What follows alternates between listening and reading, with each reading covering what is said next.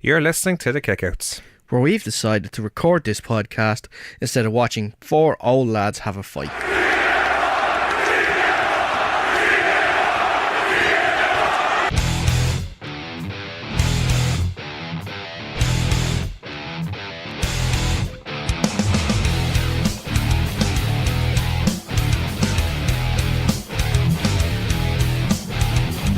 The face that runs the place.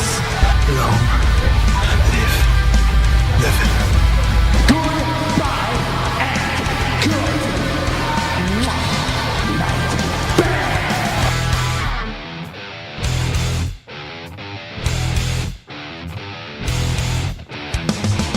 coming to you from Near FM Studios. Welcome to another edition of The Kickouts, your weekly pro wrestling guides right here on 90.3 Near FM, the EMC Podcast Network, and all good podcasting providers. I'm Dave Cullen, and I'm joined by the man who dressed up as Elias for Halloween, Daragh Maher. Now, before I even actually let you join you, this is actually, we usually, every time we say a fact, it's usually not true, but this is actually a true fact. Yeah, well, if you use the term loosely, like dressed up as. The aim was to be, I don't know if I pulled it off or not. What do you mean? Whether I pulled off the Elias look. Oh, well, it's great. Well, what was your costume like? Did you have your scarves or? I had scarves. All right. I had bandanas on my arms. All right. I had a vest, black vest. Okay. Wore some jeans. All right. Your hair, all your hair down on one side, yeah. No, No? he has his hair tied up. Well, it's optional, I suppose. Yeah. Mm-hmm. All greased I up. decided to go with the hair up. Oh, okay. Yes, go with the hair up. Were you playing the guitar every time you were walking? No. Do you actually know how to play guitar? No, so I would have been perfect for Elias. So you're NXT yes, Elias, I yes, see. I'm Fair enough. NXT Elias, yeah. You're not up to main roster yet, but Yeah. yeah, well, I didn't dress up for Halloween this time for a change. Did you know? Yeah, I was gonna go as Billy Gibbons. It was an easy one for me. Yeah, like, of course. Work what you have. But no, I ended up not going. I went out to some house party, but it was more casual, so I was like, well, maybe next year. Oh, okay. The aim is Santa Claus next year, though. See, I always thought about that myself. I was like, that's one costume you never see at Halloween. I think it's why don't people dress up as Santa? simply because you get so much heat saying, "Oh no, it's not December yet." That's not the point. This is like he's coming out of his slumber or whatever it is now. So His slumber. yeah, like imagine He doesn't come out of his slumber until Christmas Eve. I think it's a bit sooner than that because No. he has to train. Like he comes into a slumber. Train what? Like he trains to get ready for Christmas, and then He just sits in a sleigh. just sits in his sleigh. Sits in the sleigh. All right. Yeah. Fair enough. Halloween scares him enough to get up, and I don't know. That's my theory anyway. Mm-hmm. Like he's like a bear. He sleeps for 10 months, and then he gets up at November 1st. Anyway, we're coming to you from Near FM Studios in the beautiful North Dublin village of Coolock. I will be bringing you all the latest news, results, previews, rumours, and more from the world of professional wrestling. We'll be giving you all the latest news from the world of pro wrestling, both here and abroad. Reviewing the past week's action from WWE, Courage Wrestling, and Phoenix Wrestling, and we'll be also previewing events coming up from the likes of OTT. All that to come, but first we're going to start, as always, with the news. I hate to be the bearer of bad news. Also, good news, everyone. We're going to start with news concerning NXT's recent invasion of Evolve, if you like. Both the Evolve Heavyweight Championships and Tag Team titles have now become held by wrestlers from NXT. Fabian Ochner defeated Shane Strickland at Evolve 114 event in Florida to win the Evolve title. Ochner made an appearance earlier that night and challenged Strickland for the title, which he won via a powerbomb. The Street Profits then defeated JD Drake and Anthony Henry to win the tag titles as well. So it seems like now the relationship between Evolve and WWE looks to be growing. Also involved were NXT's Jesse Alaban, Adrian Bradell, if I'm pronouncing that correctly, with Cesar Barboni and Dan Matza, who also wrestled at Evolve 114. Mustafa Ali was also wrestling in Evolve 115 and 116. His matches against JTZ and Darby Allin have already been announced, so he'll be wrestling later on for them. So it seems like an NXT for NXT in a strange way. Yeah. It's an odd one, isn't it, to see Evolve so close with NXT. It's kind of like it's kind of like Evolve is the NXT of NXT. Yeah. Sort of similar, you know. How NXT is the NXT of WWE. Exactly. It's sort of like, rolling down a little bit, isn't it? Well, this is something like when you look at all the different indie promotions, like the WWE have a hand on. You have Evolve, you have Progress in the UK. Did he still have that connection? Oh yeah, absolutely. Are you sure? Well, I think them and ICW have some sort of connection, but more to the point, I'm not saying OTT don't anymore. I know OTT don't, but I mean No, I'm asking the question. OTT OTT don't. don't. OTT don't. Progress, no, but they weren't. They've stopped. Joe was smart. That was like last year, like, or something like for that. For the inaugural UK championship. Yeah. But do you think now, because like this could be bad for the actual promotion, because they have their own guys who wrestle in and out, could be a bad thing for their talents to maybe be undermined by NXT talent, or could it be still an opportunity for them going forward? I think it's a good opportunity for them to challenge themselves against WWE wrestlers. It enhances their standing. Yeah, exactly. I think it more pushes them up rather than takes the status of the promotion down. Because if you look at it, it's not any matches that are there. It's not an NXT guy against an NXT guy. Right. It's an Evolve guy against NXT. So these guys are having these matches, which are going to help them in their career.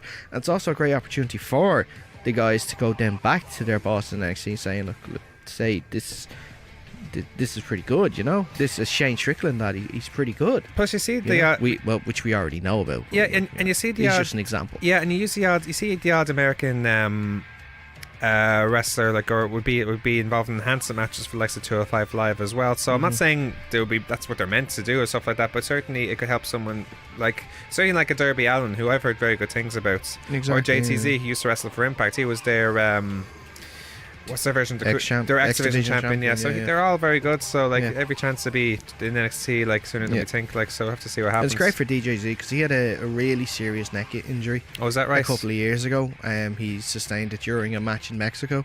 So it's great to see him back wrestling. He's been back now about a year and a half. I think. Yeah. So, but it's great to see that he's back and. I would be curious to see if they would, probably not, but if they actually would involve the Evolve titles in NXT. I doubt it. Yeah. I doubt it. You might get, like, if Ochner is on TV one week, you might see him carry the Evolve belt maybe down to the ring. Because Pete Dunne did that for the Progress title when, like, the very first, it was like the UK show in between the two tournaments. Remember that show? Yeah. He carried the Progress title for that, I think. Yeah. That was it. So you could see that maybe, but you never know. We'll never know. We'll move on in the meantime to MMA news, and there's a really interesting trade that's going on between UFC and ONE. Yeah, it's a weird trade. If you haven't heard about it already, but let me explain. So the UFC and ONE Fighting Championships history-making trade has officially been agreed to. Okay, so ESPN's Ariel Helwani reported that the UFC have agreed to release Demetrius Thomas, Mighty Mouse, Demetrius Johnson, I should say. I said Demetrius Thomas. Sorry, that's an NFL player. I've been listening to a good few NFL podcasts the last couple of days. Granted. And they've been talking about, like, because the equivalent of the transfer window closing in football, it was the trade deadline closing day this week in NFL, so teams couldn't trade players anymore. And Demetrius Thomas was one of the players that moved. So we're speaking American language here by saying trade instead of transfer. Trade, exactly. Ooh. Exactly. Demetrius Johnson, Mighty Mouse, has been released from his contract to allow him to sign with ONE Championship. ONE has also agreed to release Ben Askren in order for him to sign with the UFC. Helwani noted that both fighters are expected to sign deals with their new promotions in the near future. Johnson is 27-3 with one draw in his career, while Askren is Askren is 18-0 with one no contest and is a former welterweight champion for ONE and Bellator. After beating the UFC record for most consecutive title defenses, Johnson lost the flyweight championship to Henry Cejudo at UFC 227 in August. Helwani reported a plan was hatched for Johnson to leave the UFC after his loss against Cejudo, but the UFC needed incentive to release him. Johnson's management team pitched the idea of the trade, and all the involved parties ended up agreeing to it. Johnson's coach, Matt Hume, is also ONE's vice president of operations. So it's weird. It's basically the equivalent of a transfer, if you like, yeah. But it's also it seems like I'm curious about what would lead Johnson to leave. And don't get me wrong, from what I've heard of One Championship, they're like one thing I've heard about them is that like they're basically the Asian equivalent of the UFC, if those who don't know. But they're 100% respect, like, you know, over there, like, so in terms of, you see all the people who are trash talking, you see your Conor McGregors, and you see your Tony Fergusons, and you see your Chael Sonnens and all that in the United States. You wouldn't see any of that in one, like, it's just purely martial arts based, and that's something that I think Demetrius Johnson himself said that, oh, you know what, that would be perfect for me. And especially here's John Hume, who works for them, so, and he's a fantastic coach. Well, I think Johnson, as we saw in the news report, he had the record already for the most consecutive title defences, and he had sort of cleared out the division before 100%. Before Henry Cejudo came along, and I think by that stage, I think one of the reasons for his loss was he was sort of mentally done, I think, with UFC at the time. Maybe. So I think that I think a change of scenery is probably the best thing for him. I would have loved him to see take on a TJ Dillashaw or a Cody Garbrandt before he left. Going up in weight. Possibly, like, but that looks like Bohemian Kajuda could be doing that. So Hudo could be doing that instead now. Exactly. Well, it's interesting now because if you haven't seen it, like Ben Askren himself, since getting the trade to UFC, he's been calling out every single fighter, pretty much, on Twitter. Yeah, he's been including Khabib, including Darren Till as well. Yeah, I think that's who he wants more than anybody. Yeah, because well, Darren Till's the only one that really sort of lit the fire with that by responding back and them having a little go at each other. Yeah, but that's an interesting match considering like he's probably arguably the best striker the UFC welterweight division have at the moment. Arguably, I wouldn't know. Yeah, I'd say I'll have to, like, the last 2 years my interest in UFC has dropped significantly. Well, I'll be very curious to see how he'd get on, like, in the welterweight division. He could easily be a match for Darren Till or Tyron Woodley, who's their champion at the moment.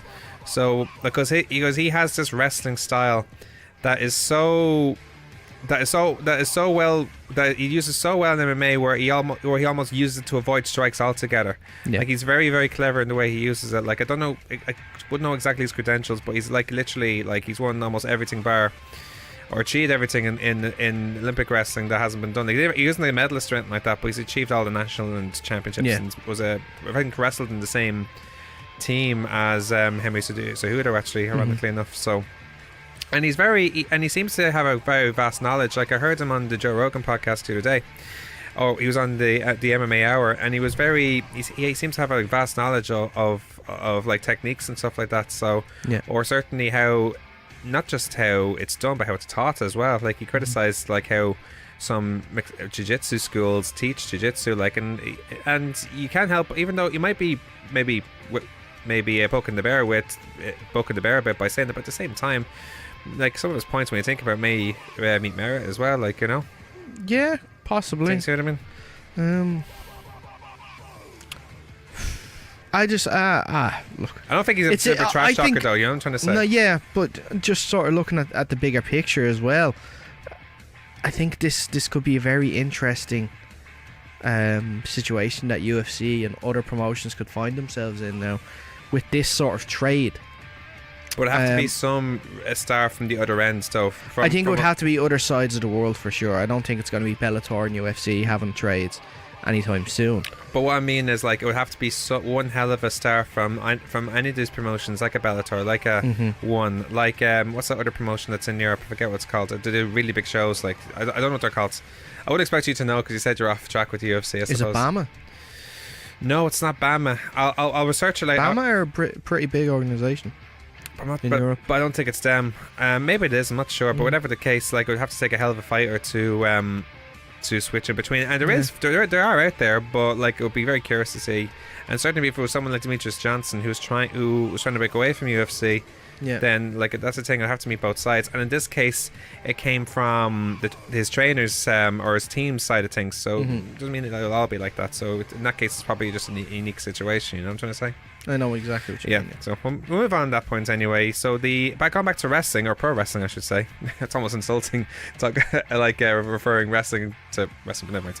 The finals of the New Japan Pro Wrestling Super Junior Tag League will be a 3-way match now. The last match before the finals took place at the Road to Power Struggle event in Suzuka. Sho and Yo defeated Kushida and Chris Sabin, which means there's a 3-way tie for first place. IWGP Junior Tag Team Champions El Desperado and Keimaru, Shingo Takagi and Bushi, and Sho and Yo all finished at 10 points with a 5-2 records.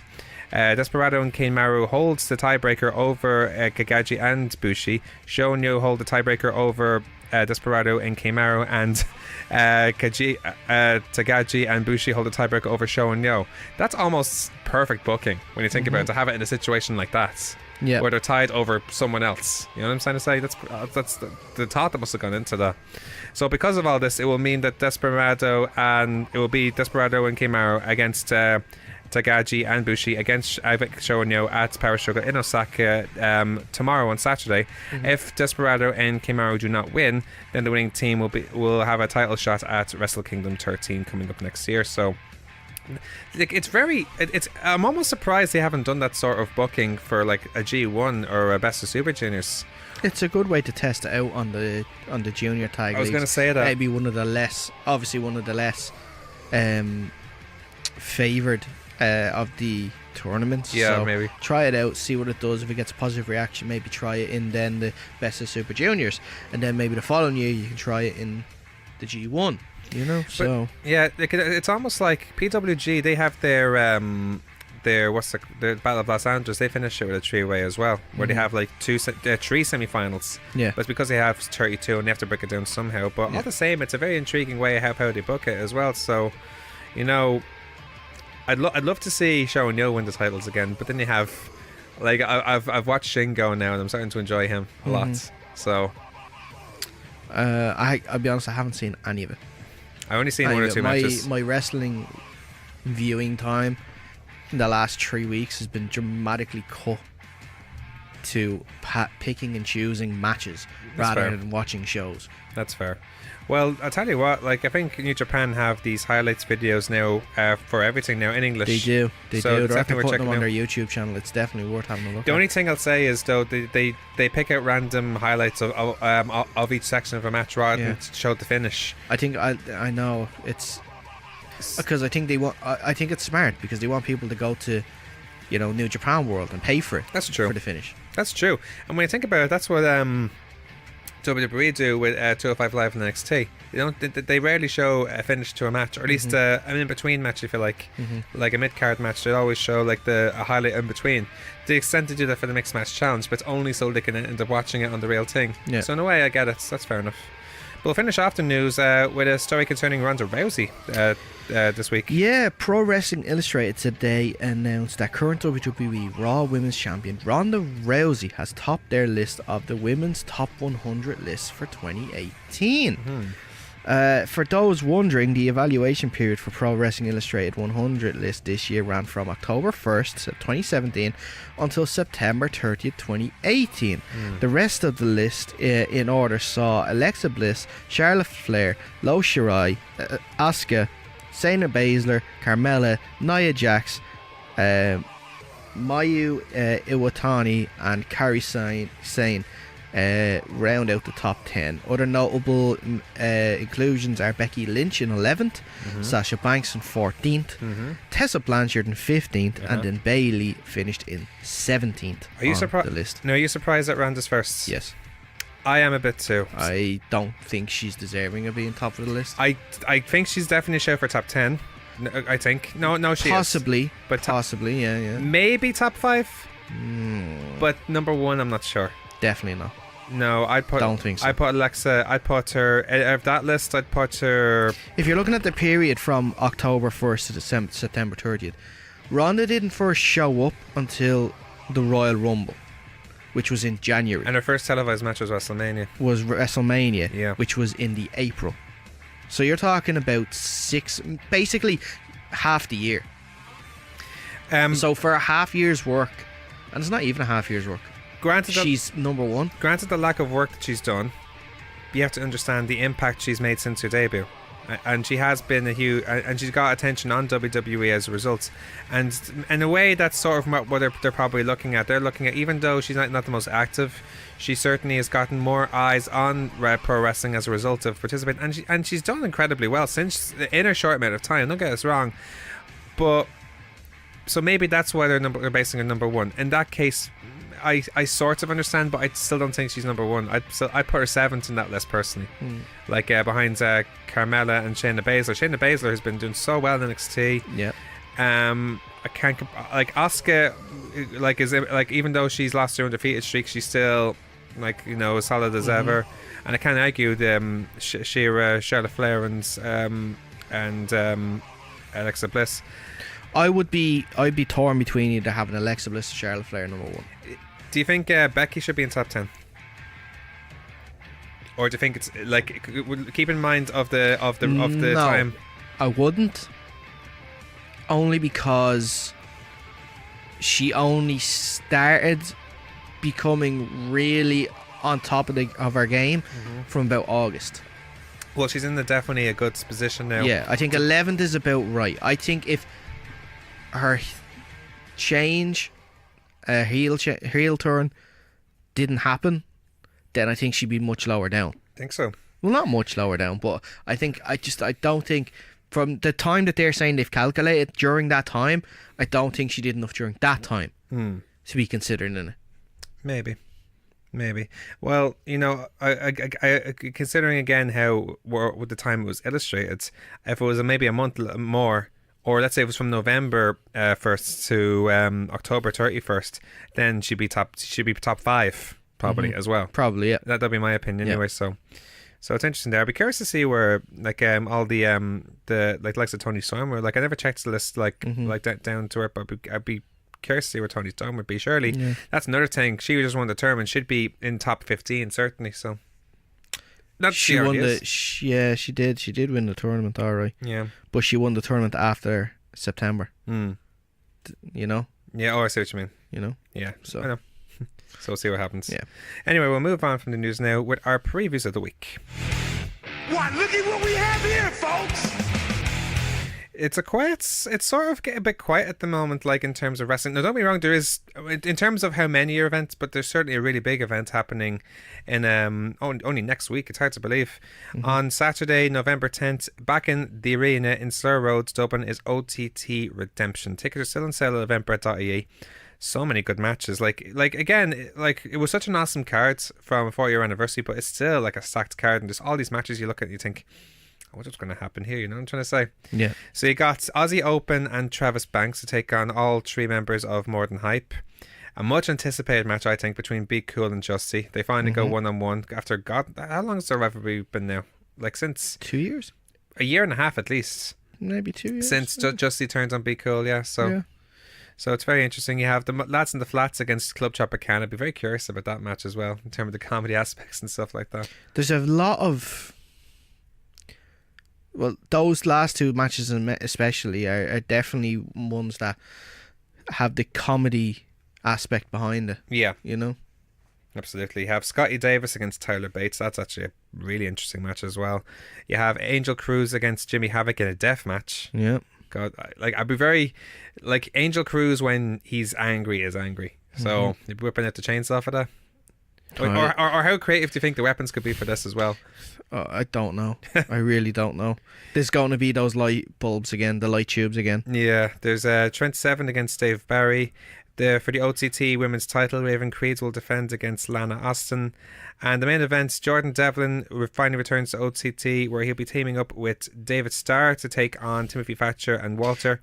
Of course, it's interesting one thing though, and he's not mentioned for a match. Yeah. Who? But he's on the poster. Who? Mark Haskins. Oh yeah. Does he still have that belt or the briefcase? I don't know.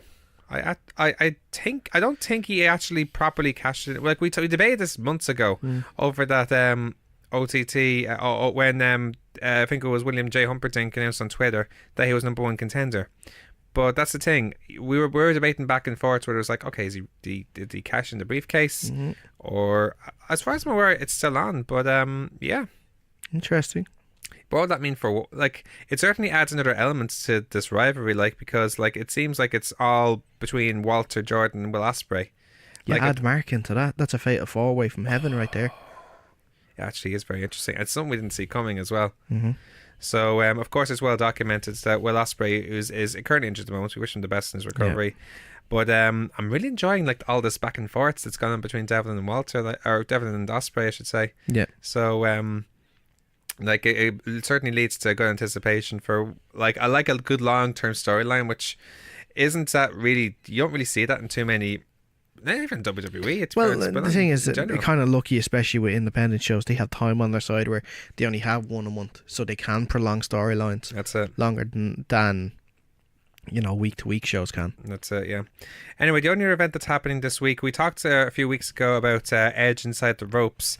That was postponed due to a family matter. It is now back on, happening on Saturday, November 10th at the Limelight in Belfast, and on Sunday, November 11th in the Tivoli in Dublin. Tickets are still available at eventbrite.ie. So, did you see the prices for the Taker one? I've heard they're at least 200, some of them.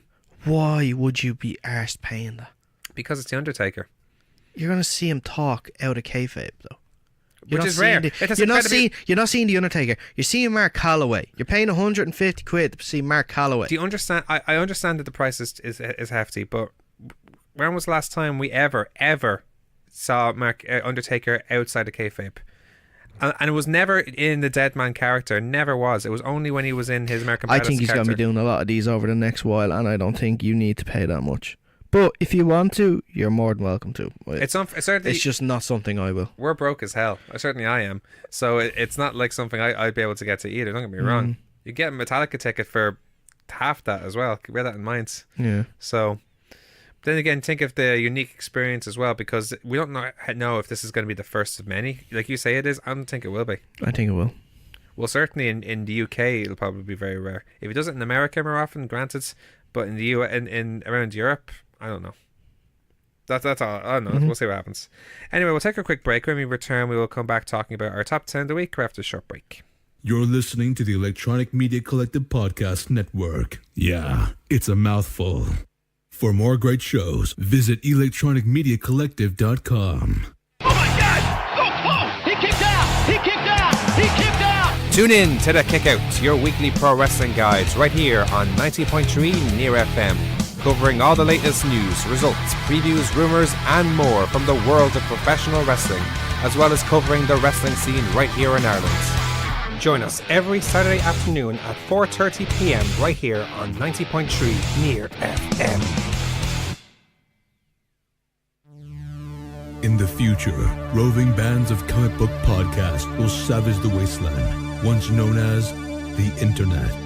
One podcast, the Grawlix Podcast, may not be the biggest, may not be the funniest, may not be the most well-spoken. Wait, what was my point again? Oh yes, the Grawlix Podcast. Listen to it at grawlixpodcast.com. That's GRAWLIX podcast.com. We're back here on The Kickout, your weekly pro wrestling guides. Now let's move on now with our results of the week with our top 10. So here's the thing now. You said yourself you weren't in too much in keeping up to scratch with WWE. So the first part... And I stand by what I said. I probably won't be now from next week onwards. Next week onwards? Yeah. Now why is that? Just before we get into it, like, is it work or something like that? Or? No, because of... Oh. Yeah.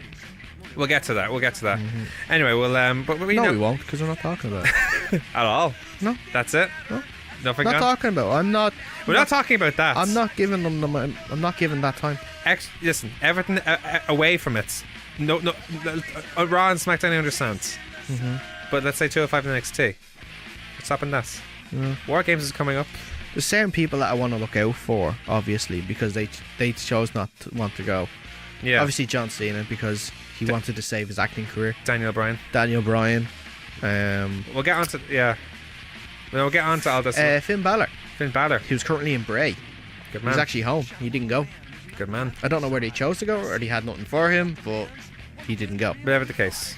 There's some people. So then John Cena publicly said, "No, I'm not going there," and we respect him so much for that. So some things are more important than money, guys. Exactly. Strictly business decision. No. But anyway, we don't want to mention that at all. Like we made a point. We made too much time already. Yeah, so exactly. Let's move on. So in at number 10, we're going to talk about. I want to talk about 205 Live. So the main debate about 205 Live at the moment. So they have what's really good about it lately. It's still a good. It's a show where it always has cliffhangers. Like we talk about how a good indie promotion would have a cliffhanger going to the next show. Like Phoenix does a lot. Like they did that from the first show. They play off already establishing feuds, though, which is really interesting. So, for example, there was a rivalry a few months ago between Brian Kendrick and Akira Tozawa. Now they're teaming up because Drew Gulak and Jack Gallagher turned on Brian Kendrick, and now they're teaming up against each other against Gulak and Gallagher. So it makes it very interesting now. So, like, can they trust each other and stuff like that? But it also sets up very nicely for the Cruiserweight title as well. And so Cedric Alexander is still in a bit of a losing streak. He wants his rematch, but he's lost 3 matches in a row now, like at the moment. So right, okay. And they made the title eliminator this week between Mustafa Ali and Tony Nese, both of whom have been in a fantastic run. Tony Nese has been probably the best run he's ever been in since he's been in 205. Like, because his performances have really improved over the last while. But Ali just delivers every fucking time he's in the 205. I did see the thing going around that he nearly fell over someone. And I think in the match, who was he facing this week? It was Tony Nese. Tony Nese. He was flipping over Tony Nese's back and he was about to fall on his face, but he just landed on his feet instead. Yeah. See, that's the thing. He's a big risk taker, but by God, the man works. Like, for me, he is arguably. Like, I'm not sure he's the best overall cruiserweight WWE's at, but he's definitely a very, very, very worthy mention, though. Yeah. Like top 3, definitely, like, in my opinion. So, but he ended up winning the match, like, in the end. He got a cradle, so it'll be Ali and the challenge Buddy Murphy now. I don't know if it's next week or the week after, but it's definitely an interesting match coming up. Like, I don't know what lead's still gone to the Survivor Series, but we'll have to wait and see. Yeah. In at number 9, NXT UK had a double show this week. Oh, okay. So they had 2 shows that came out. So they had episode 3 and 4. So I'll just give you a roundup of what happened. So on episode 3, you had Trent Seven take on Saxon Hurley in a pretty solid match. Like, I can't complain. Yeah. Flash Morgan Webster beats Mark Coffey. Now there's a bit of a rivalry going on between Flash Morgan Webster and Mark Andrews against the Coffeys. Okay. The Coffeys end up beating up both Flash Morgan Webster and Mark Andrews after the match before Travis Banks made a save. Now, Travis Banks was involved in the attack. Remember at the tournaments when Banks injured his shoulder and the Coffeys went after him then, like, it went on there. Yeah, Danny Burch, who is sort of double duty because he was in both NXTs this week, funny enough. But what happened was he beat Sam Gradwell, and after the match he challenged Pete Dunne for the UK title. They'll be facing each other next week. Okay. Claiming that he was British Strong Style before he was ever around. Right. Very strong statement. So, and it's interesting because he's a veteran he's a veteran. He's been around 15ish years now, I think, at this stage. So that's a very intriguing matchup. Like, it's not a match that I think anyone should sleep on. Like, you know what I mean?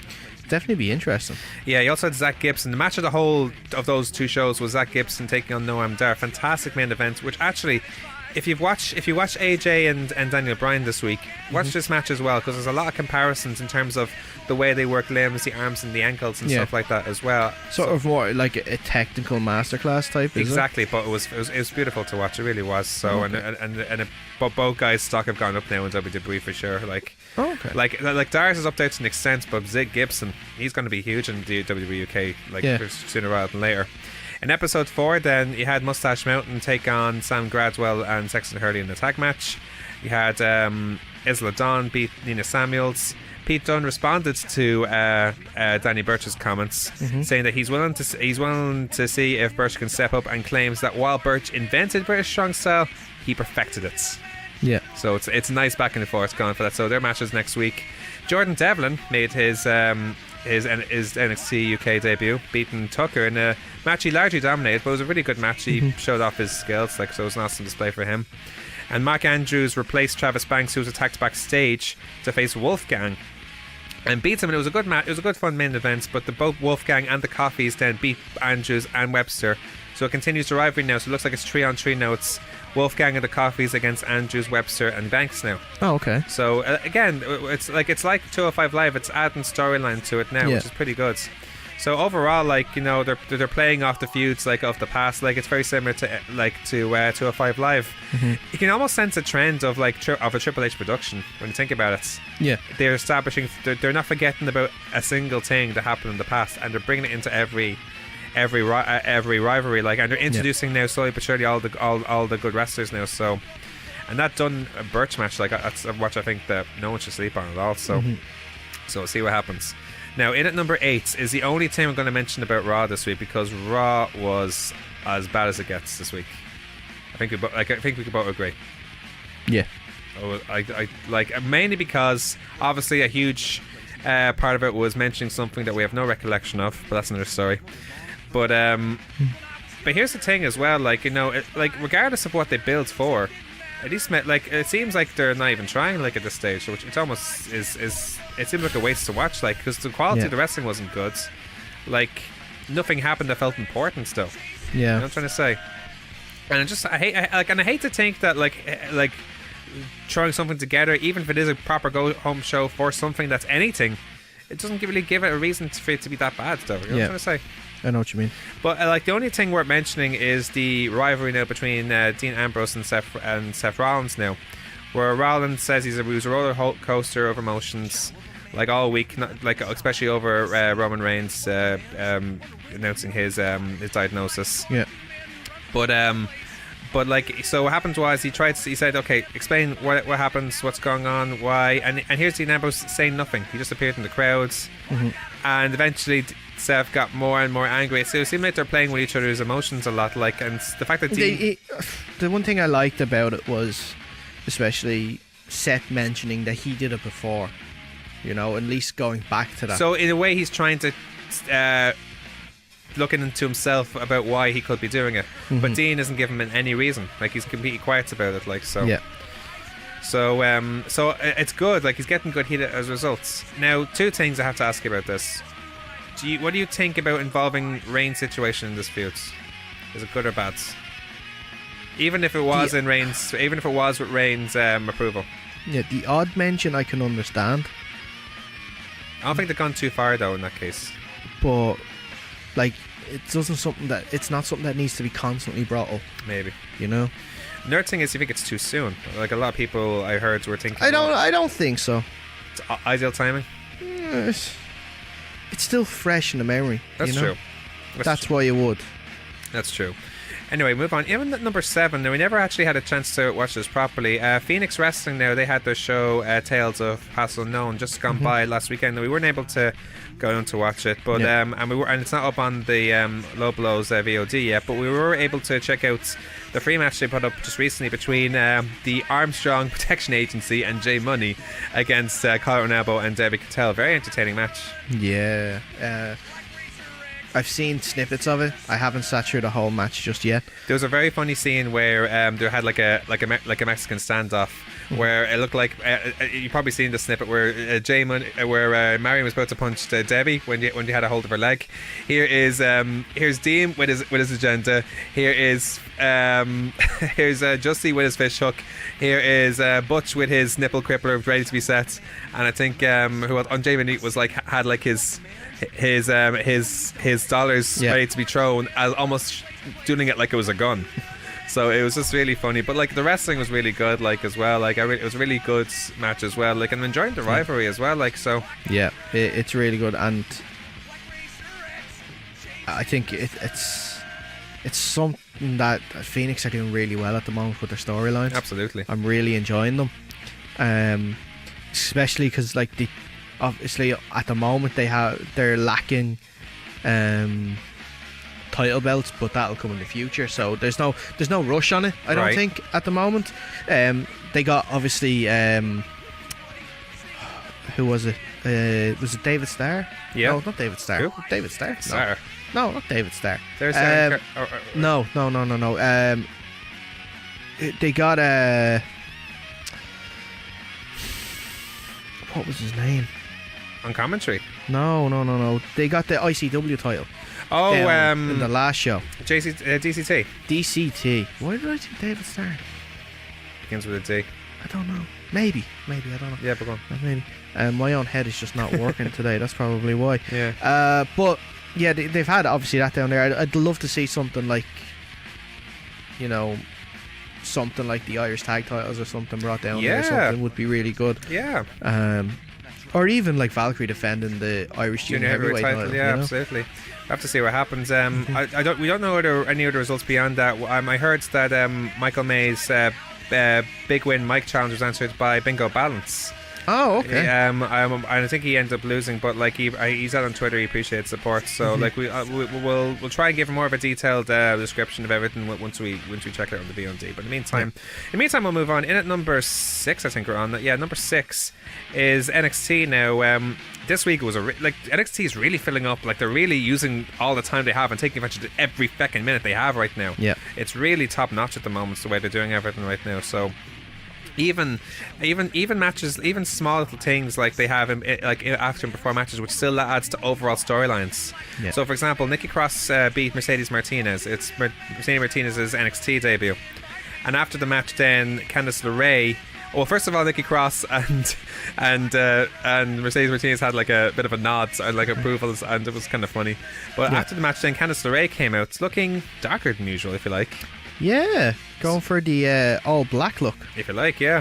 And confronting Nikki about revealing the attack before Aleister Black came out, confronting Candice about where Johnny Gargano was. She said she wasn't there, and Black promised that Johnny's future in NXT is gone.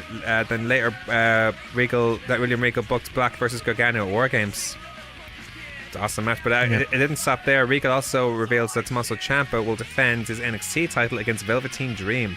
That is a match in 3/4. Is going to be really good. Can't wait for that. Really good. And a very angry Lars Sullivan said, who wanted to face Ciampa, said he'll rip Dream apart. You kind of already see how the match is going to end as well, don't you? What? Lars comes in, disqualification. Well, they're going to be facing each other next week, so we don't know. Yeah. So it could be a situation we don't know. The Street Profits beat the Mighty in a solid match. Matt Riddle made his NXT debut, beating Luke Mendez. Butch and Lorcan beat Carello and Mendoza. Watch out for those two, by the way, Carello and Mendoza. They really had a very good showing in this match. The whole point of the match was to obviously push Butch and Lorcan back to the tag team division. But Carello and Mendoza are going to be right behind them if they keep performing like that. They really... They had very lucha house party type skills, so I'm looking forward to seeing more of them. And then obviously there was supposed to be a match between the War Raiders and the Undisputed Era, entering into a big brawl, also involving Pete Dunne and Ricochet all over the arena until it ends up in the ring. Until Regal reveals that it'll be 4-on-4 War Games. Sort of as we predicted. That'll be interesting. I don't know how that's going to work out now. So what do you mean? Because the last War Games, it was the 3 teams, wasn't it? Yeah. 3 teams of 3. Yeah. And one member of each team started in the ring, and then there was 2 in a cage. The other 2 members of the teams were in cages. Right. And they were randomly let out. Okay. So is it going to be like a 1-on-1 to start with, and then all 3 members in a cage? I'd like to think so, yeah. Or will it be like maybe a tag team? Possibly. And then the other 2 were in, and then they'll come in. From what I remember, have you ever watched the War Games in WCW? Yes. Yeah. No. I know for a fact that when they had 2 teams of 4, it was 1-on-1. Someone wins a coin toss, and that's how the next person comes in. Until I don't think a decision can be made until, or anything can be made until all 4 men are in the ring. Yeah. It would be booked like that anyway, regardless. Like it would be mad to have a pinfall before then, But I think the only ways you can win I think it'll be different for this one because back in the day it was only submission or surrender. I imagine pinfalls will be involved this time. I'm guessing so, yeah. But maybe an elimination element to it might be nice. I think that would be overcomplicating it though. Possibly. I think it'd be a bit too much. I understand because it's Survivor Series around the corner, but I just think it's just trying to get one pinfall in that sort of match with 4v4 would be difficult. If it was a sort of elimination style, I think it could be better. Not better, but easier to book, possibly. If anything, I think it'd be more complicated to book. Think so? Yeah. Okay. Just thinking about people going in, coming out, people going in, coming out. It makes the whole thing more confusing. Like, just keep it. Like, I'm just like it's combining something that's traditional already by bringing in another tradition, and it probably just makes it all complicated. Yeah. I see what you mean, but I wouldn't be for me. I think it's pointless having That's it. fair. In at number 5 now, this is something we can both talk about. Courage Wrestling had their first show just this week. It was a class show, for a first show I have no complaints whatsoever. Like, the wrestling was really good overall, so I really can't complain. So we'll get to the big news at the end, but we'll talk about the card first. So you had Tucker beating Phil Boyds. It was originally supposed to be Chris Ridgway to take on Tucker, but it was Tucker who was against Phil Boyd this time. Yep. I love the Daniel Bryan references in this match, especially with Phil Boyd challenging Daniel Bryan after the match. Imagine if he actually responds to that. It would be great. It would be great. You had Jetta defeating Jazzy Gibbert, Laura Di Matteo, and Casey Owens in the Fatal 4-Way. Really enjoyed that match. That was a really actually. good match. Love that match. You had BT Gunn taking on Nathan. It's just amazing also because we were at the show. Yeah. And Jazzy Gabbert, massive in person. I said this to you during the stage, and it's not a diss whatsoever because she is a very big lady, certainly in comparison to the other ones. But I thought she was way bigger. Yeah, you thought she was a little small height-wise. I'm the same height as her, and I was a bit surprised by that. I thought she'd be 6'5" or something like that. I just thought she'd be so tall, and I thought, well, surely either the girls are very small or she's incredibly tall. But and it's not a diss. She's obviously huge, but I thought she'd be taller. Mm-hmm. It's a weird thing, So, but Sylvia was in awe. I can only blame her. BT Gunn beats Nathan Byrne. That was a very good match. I think that was my match of the night. My match of the night was Krakovic and Roxanne beating JTB, Tron and Valentine. Speaking of people who scared Sylvia, then the Nightmare Edition, them walking by, seeing Tron walk by, I've never seen that look. Maybe once. I enjoyed this next match as well. Owen Richards' Mario Kart Challenge ended up turning into a tag team match between Owen Richards and John Bernard, aka the Retro Galactic, I think they're called. Retro Galactic. Yeah, against Rocky Star and Chris Renfrew. I think the match is only known for one thing. Oh, you know what it is? That guitar. He broke the Guitar Hero controller on Renfrew, who was getting fed up with Rocky Star, telling him what to do. Rocky Star's back. Oh my god! And this is it's not just any guitar, because if it's a wooden guitar, I imagine that would be an easier hit. But this is a plastic rock hard. God knows what else is in that. This is a proper Guitar Hero 3 guitar controller. Broke. I end up giving, you had the fader piece. I ended up giving that to Renfrew as a souvenir. I thought, you gave it to. No, I gave it to Renfrew. Richards. Oh, was it Richards? Yeah. Oh, yeah. Sorry. You sure? Actually, you're right. Yeah. But there's a souvenir to remember to buy. Yeah, Charlie Morgan taking on Rhea O'Reilly, beating her, and delaying events. A very good. That was a good match. That went all over the place. That was, yeah. And you had I never seen a wrestler before wearing a onesie, but all the same. Yeah. Paul London beating TK Cooper. That was a very good match, actually. That was fun. Random entrance I've ever seen. Mm-hmm. Seeing karaoke on his way to the ring. Which I think is something that was done, if it's done more often, it could be done better. That's something that can be perfected. I'm not saying Paul London's bad at it, but imagine how that can be done. Yeah. It makes you think, ooh, a karaoke man. He's better at wrestling than he is at karaoke. Yeah. But it was a really good show, but the big news came... nice words afterwards as well. You what? Nice words from London afterwards. Oh, of course, yeah. But of course, the big news that was announced halfway through the show is the announcement of Pac, who will be now part of their show on November 17. Pac. Who? You know who I'm talking about. don't try and be clever. Which was a huge shock considering OTT and. Oh, you mean the lad from Newcastle? The lad from Newcastle. Yeah. What do you want to call me? Do you want me to call him Neville T or something like that? Who's Neville? Exactly. But in all seriousness though, it's a huge coup for Courage getting him on, so. And it's interesting. I think I spoke to you about this after the show, or maybe someone else, I can't remember. Right. That night kind of faded into darkness after the show for reasons I will not divulge. But it was interesting. The day before, we were greeted with the announcement from OTT that Pac was coming to OTT, but they didn't give a date. Yeah, said coming soon. And then the very next night, Courage announce that he's going to be at their next show, November 17th, his first European booking, mind you, as well. Yeah. Someone at OTT got wind of it, obviously. Really? Obviously. Wow. And they wanted to get the announcement out first. Suppose. Oh, it could be. Imagine if he just turns up in Redemption. Won't. Probably won't, but Won't. They made sure that they say that he won't. Okay. There's already one person who's not booked for a match who's on the poster, so. You know? and we talked about it. Mark Haskins. Imagine. Against Pac. Who do you think Pac's going to go against? Courage. God only knows. The best match for him. You know who? I'm gonna put a guess out there. Right. Let me see. Do you want me to say? I think it's going to be someone Irish. Yeah, he's going to take on Tucker. You think Tucker? Tucker's by far the best match for him. Think about Tucker it. could be a good match for him. Beyond. Definitely styles are perfect for that. But you'd want a good heel against him. Alexander Dean. That was going to be my guess. Yeah.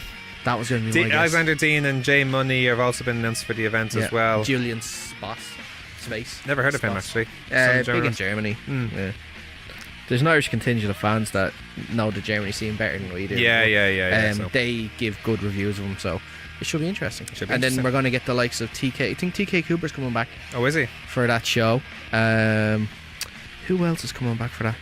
I know there's a good few that was at the first show that are coming back again. Right. I'm just going to get up here. Joe Coffey, don't forget Joe Coffey. Oh, of course. How could I forget Joe Coffey? Chris Ridgway. Chris Ridgway. Is going to be there. Are you sure? Well, I'm just joking. you can say that to him, not me. We don't know anything. We're just Club Rock Shandy are coming back, obviously. awesome. You've got the like we said, mentioned Alexander Dean too. Who else have we got? Just I think Phil Boyd is going to be back again. Answer the challenge, Daniel. Daniel, answer the challenge. What do you think is the place as a venue?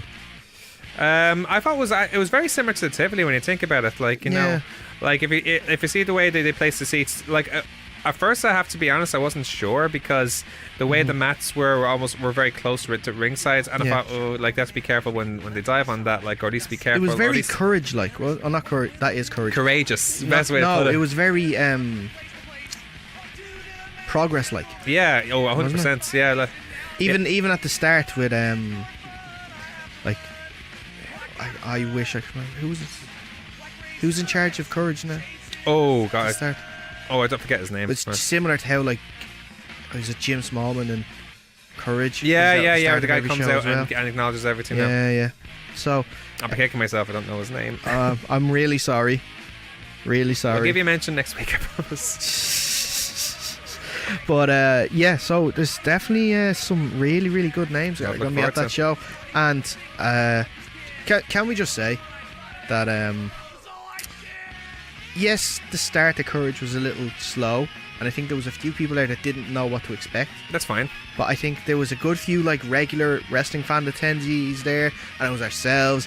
I think we had to take it upon ourselves to sort of get the atmosphere going, get people going. For a first show, though, like, I thought it was really good. For a first show, I think it's really good. It got some unwarranted heat.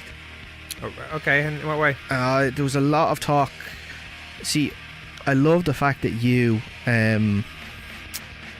aren't on Twitter as much, because then you don't have to see the amount of stuff going on. But I think even if I try and search it, I probably won't. I probably still won't find it. There was a lot of upset along the, I hate saying this, but the Irish wrestling community, that they were upset because obviously this show's proceeds, and we saw afterwards that it was for Temple Street. I think you mentioned this to me, yeah. Yeah. And then halfway through the booking, halfway through the promotion for the show, like a few weeks coming up to it, it said it was only for charity. It didn't say it was going to Temple Street. And that basically triggered a load of people to think that they're only doing this to start a promotion, blah blah blah. A lot of people were giving out, and thankfully I wasn't one of these people, because I said, like, give it time, let's see what happens. Now they eventually went back to the Temple Street donation thing. Yeah.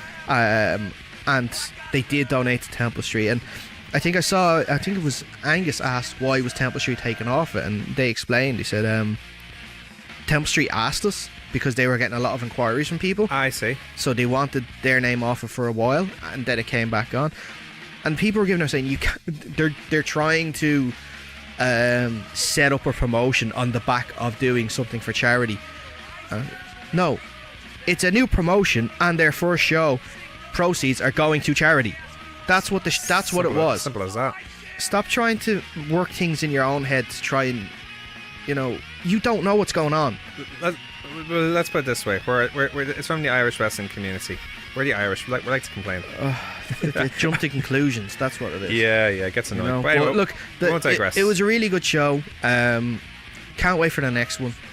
I think I was a little skeptical about the right venue as a venue, but I was curious. It works. Yeah, I think it works. I really like it. I'll have to see what happens for the next show for sure. We'll move on. God, we got so in depth about that. In at number 4, going back to Daniel Bryan.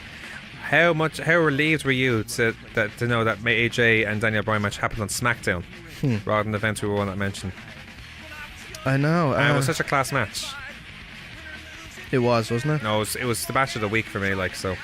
Well, one of the matches of the week, I should say. Yeah. Not match of the week. We'll get to the match of the week later on. But this was, I think, a fantastic match. It played the story off very well. There was a bit of a competitive edge, in terms of how AJ said, well, I meant to attack you. That was that was definitely what he meant to do. But it was great work. In terms of Bryan working the arm, but Styles working the knee, and that they're and the themes they're playing out, and it paid off beautifully. I thought. I think so. So it was an awesome match. Ended up with Bryan being submitted by the calf crusher. Yeah, and it was a clean finish as well. Yeah, it was. There's no doubt about it. Which I really enjoyed. So and it's good in a way now, because now we move on to the next chapter with Joe back in the mix. So could that be a 3-way thing, or could it be a case now where it's just Joe and AJ? Well, again? they're not going to be doing that for a while, because it's going to be champion versus champion at Survivor Series. Oh, okay. We're going back in time a year again. From what I hear of stuff that happened today in something that doesn't exist. What are you talking about? Exactly. Yeah, exactly. So in that case, let's move on. This is what we wanted to talk about. The number 3, number 2, and number 1 are all matches that happened at Evolution. Can we just mention one thing though about SmackDown that hasn't been mentioned that I think we should give an honourable mention to? Yeah, go for it. The New Day dressing up as the Brood. Oh, that was brilliant. That was how awesome was that? Yeah. Big E playing Gangrel, and if they did did they do the benefit for those in black photography? Because no, then again, because that wasn't a Brood thing. No, that was the Reek of Awesomeness era, I think, when they were doing that. So, but no, that's next year's costume, lads. Giving you a heads up. But anyway, number 3, number 2, and number 1 are all matches from Evolution. It was a fantastic card, I thought. It really was. When you consider again, we're going back to the Triple H way of presenting things. Simple presentation, darker crowd. It's very similar to an NXT takeover this was, in terms of how the matches are delivered. Every match, it didn't feel like it was too long. It was in front of a really good crowd. They were into everything. Everything. Even the pops they got for the Battle Royal and stuff like that. It was a hot crowd for 100%, sure. yeah. So everything was good to great in this card. It really was. Yeah. Success, and I think they should really think about doing this now once a year now. It was that good now. We can talk all we like about. I know you felt like this was done in out of response, to such and such going on, but all the same, this proves that it's definitely something to be done annually. It's because it felt like a breath of fresh air. It really did. It did, for sure. So it really was awesome. But we'll talk about our top 3 matches. One of them is not Rousey and Bell. I'm not saying that it was a bad match. It was actually a fantastic match. But we want to talk about the 3 other good matches. So first we're going to mention Toni Storm and Io Shirai to decide the Mae Young Classic for this year. Very good sprint style match. They made the best of the time that was given. It wasn't a lot of time they had. I think it was 10-15 minutes, which wasn't the longest amount of time. But the execution was really good. Toni Storm, she's going to be a huge star in a few years. She really is, the way she's going. I think for sure. I think she already is. I know, but in terms of it, that's because she's an indie darling. She's very well known by the hardcore wrestling scene. the casual WWE star will take her to heart very soon, I think. Like, so she'll be up there with the Charlottes and the Beckys sooner than you think, because that'd be a really, imagine a match between Tony and Becky or Tony and Charlotte said back in the day, like, you know. So so it's really interesting stuff. So it was a great match. It ended with Shira going for the double knees, heads on top, but missed the moonsault, or hit the moonsault with knees, and then Tony Storm hit her Storm Zero for the win. That was good. Number 2 was the rematch between Shayna Baszler and Kairi Sane, which Baszler won to win her second, only the first lady ever to win 2 NXT women's titles. Yeah. But now it's very interesting elements to it now, with Jazan Duke and Marina Shaffer now being involved. Jasmine Duke. The Jasmine Duke and Marina Shaffer being now involved in it now. Shafir, yes, I can't pronounce these names for the life of me. It's okay. You can't pronounce them. I can't pronounce the Japanese wrestlers. Well, at least you're helping me. Thank you. It's all good. So it was a very good match, like, you know, and this for me is a contender. I don't know if it's the best, but it's certainly a contender for the best rivalry overall when you think about it. Yeah, because like they've had some really good matches, like going back to the main classic last year. For sure, this is probably like one of the most underrated rivalries of the year. It's very underrated. And here's the thing now, I am one of the things about Shayna Baszler is she works so hard in like developing herself as a heel, and she's such a well-rounded wrestler now as well. Yeah, she's already so good. Like no disrespect to Ronda Rousey, because she's awesome as well, but she is streets ahead in terms of pro wrestling right now. Like, yeah. The only thing I feel bad for in a way, do you feel like, you know, she's almost like the Rousey success is almost overshadowing her, even though it's not? I think so. I think the fact that Rousey's come in now, I think it's sort of taken away from Baszler, and I think maybe Baszler likes it that way as well, though, to be fair. Maybe she likes to just go about her business and dominate down at NXT and let all the attention be on Ronda, because if Ronda makes a mistake, the whole world's gonna see. That's it. If Shayna makes a mistake, you know, there's not as many more of a chance she's gonna get away with it. That's true.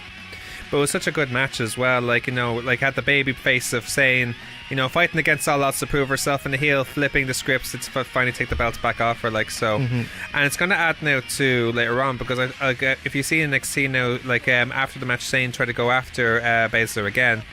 So there's rumours of a three-way being possibly added now between Sane, Io Shirai, and what's her name? Yim. Mia Yim, and she's going to be put into the title picture already. No. There's going to be like a 3-on-3 between Baszler. For a 3-on-3 tag team. Exactly, because apparently they've been doing it in house shows at the moment. So so definitely something to look out for there. Yeah. So, but number 1 was Becky versus Charlotte. Yeah, last woman standing. Terrific match. Like, and the effort that both put in, like, they went for broke. They gave it their all.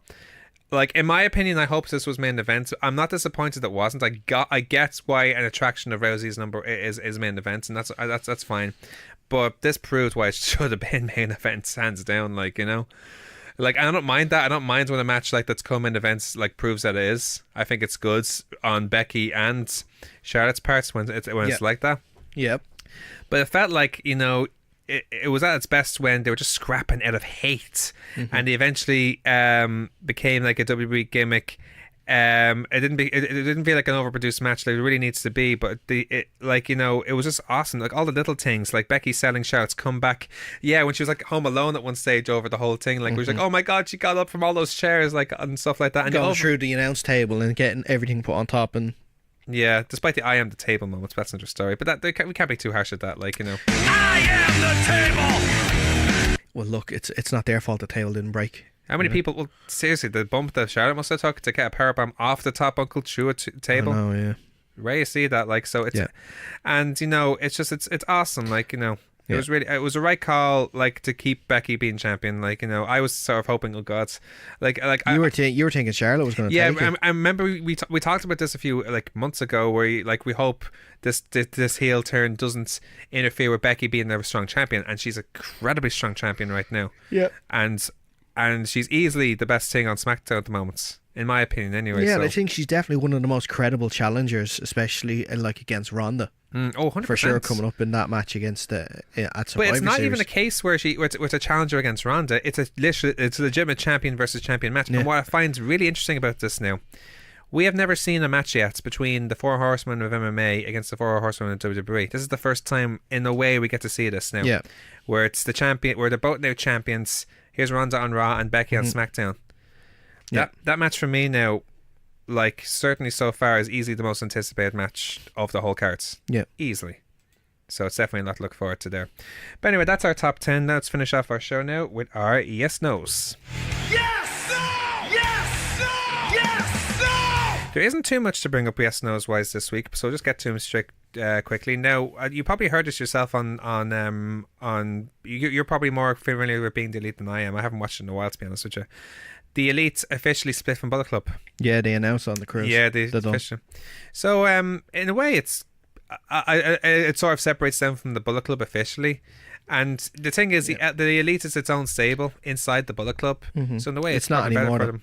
It's not the Bullet Club. It's just the Elite now. Yeah, I know, but the point Yeah. is they're not under the Bullet Club mark anymore, because maybe the Elite has taken it's up such a size now. Like it's almost taken a life of its own. Yeah. That maybe it's better off, like, you know. And the way it probably pleases all parties, because when you think about it, Tama Tonga is still with the Bullet Club. Yeah. And then they can call themselves the Bullet Club. They don't even have to call each other Yeah. the Firing Squads. Nothing against the name, but it's probably better that way as well. So yeah, Matt Hardy to return soon. He has his own network special, doesn't he? Yeah. You know? So, I don't know. No. No. No. Do you want to? Mark? I think he's a producer now. Oh, is he? Yeah. Didn't know that actually. Yep. Even for one more run as Broken Matt, and that's that. No, he had his run as Broken Man. Not just the one. That's all he needs. No, I wasn't too keen on it anyway, but And finally, the only one we're going to bring up this week, the Bullet Club to start, or even Bullet Club or the Elite, I should say, to start their own wrestling promotion. Because they're really considering All In 2 at the moment right now, Yeah. okay? And they're thinking of, okay, well, does this mean a promotion now? So, but they need one. Because there's so much red tape that would come to that, because... the only thing I'll say about that is if you get the Bullet Club, okay, or the Elite, sorry, Yeah, to open their own promotion, right. you're taking at least half, maybe more, of their bookings away Okay. per year, because they have to focus on setting up their own shows Yeah, true. that they can't wrestle as much. So, do you want them to set up their own promotion while not doing as many shows anymore? Maybe that's what they want to do. Maybe they don't want to be doing as many shows as they want anymore. And if that's the case, that's totally fine. See, when you think about it, you know, you have to understand that, like, you know, look at all the indie wrestlers that went to WWE. They went mainly, or at least gone to NXT to maybe shorten, like, at least to an extent, the schedule. It'll obviously get way bigger when you go to WWE. Also, there's healthcare in WWE. Exactly. Yeah. And so they're finding, so they're sort of either way. Like, you know, they're probably gone to a point, okay, is there another way we can do this without going to WWE? So by setting up their own promotion, and probably it would make sense, especially with their whole countdown thing that they're doing. 1st of January they announced their new wrestling promotion.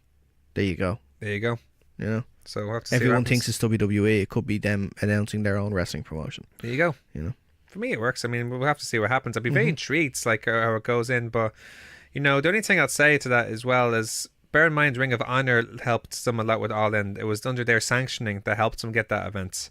Like, is this could that be a bad thing for them if they maybe if they try to separate themselves from that? I don't think so. There's so many wrestling promotions in the world that work together. That's true. Ring of Honor that's and very Impact true. work together. That's very true. You know, there's only the one that sort of separates itself from everywhere else. That's the only one, because they're big enough that they can. I just remembered that event in New York is. I've almost forgot about that. That's like the most anticipated thing for WrestleMania weekends. Yeah. Enough said. Enough said. Anyway, that's all the time for we have this week on the Kickouts, your weekly pro wrestling guides, right here on 90.3 Near FM, the EMC Podcast Network, and all good podcasting providers. Make sure to check us out on Facebook, Twitter, and Instagram. Check out all our podcast content on Podbeam, YouTube, iTunes, and Spotify. Make sure to check out my Twitter at Dave Bandana and Darazats. Mars Bar. You know, it's been a great week in the sense that we successfully avoided what we didn't want to talk about. I'm very happy. Like, we're recording this like right now, probably at the same time it's on. Mm-hmm. But, you know, and we stand by What's it. on? Exactly. That's the title of the show. What's on? Exactly. It could just be exactly, because that's all it is. Yeah. Anyway, but we'll be back. So here's the thing now. Next week we're going to be in a... We as we said, we're standing by the stance of not talking about it. Talking about what? Exactly. That's a lovely line. I love it. But, like, you know, we're going to... We still want to talk about WWE in terms of what's not relevant to us. Mm-hmm. So, and just because, as we said, there's so much good stuff out there that they're still doing. And the NXTs, the 205 Lives, the like, and all the stuff they're doing and over and there. So, like, that's definitely what we're talking about as well. So, plus the lead up to... We'll be talking about the lead up to OTT Redemption as well. So, there's a lot to look forward to. Just so long that I don't see a certain 80s and 90s wrestler back on my TV. Oh, really? Okay with that. Oh, you mean... Okay. Exactly. Exactly, that's it. Oh, we'll have to see what happens. Until then, I've been Dave Cullen, he's been Daragh Maher, this has been The Kick, your weekly pro wrestling guide. Stay sound.